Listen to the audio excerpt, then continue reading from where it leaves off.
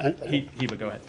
Just I want to follow up on the questions. It takes two to tango. One, yesterday when I was asking you about the ceasefire and what if you are engaging with the Lebanese, you told me it's up to the Lebanese to step up or not. But you are the one who are conveying the messages and supporting Israel. So the question now, you are asking them to implement the 1701, to send the left to the south. They expressed will to do so. So at what step you are going to step up and, I don't know, mediation, convey the messages to the Israeli that it's time to stop that? Are you waiting for some breakthrough on the ground more? So I'm not going to get into that publicly. As I said in the answer to Shannon's question, we were having conversations about that exact question with the government of Israel. I don't think it's appropriate for me to get into it publicly.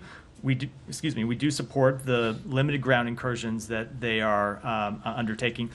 Hezbollah has not yet been removed from its positions all the way across the border. Hezbollah is still in a position in southern Lebanon to launch attacks against Israel, and so it is a very fair question, and we are in conversation about it with the Israeli government.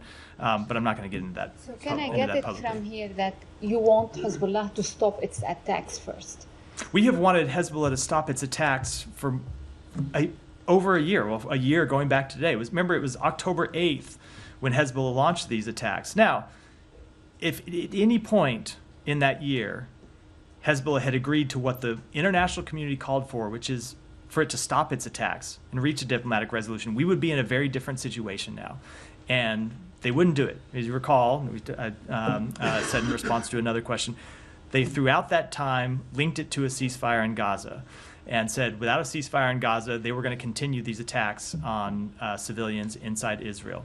So there was ample opportunity for a diplomatic resolution. There remains opportunity for a diplomatic resolution, and we're going to continue to push for one. But as I said, Hezbollah's forces are still deployed south of the Litani River.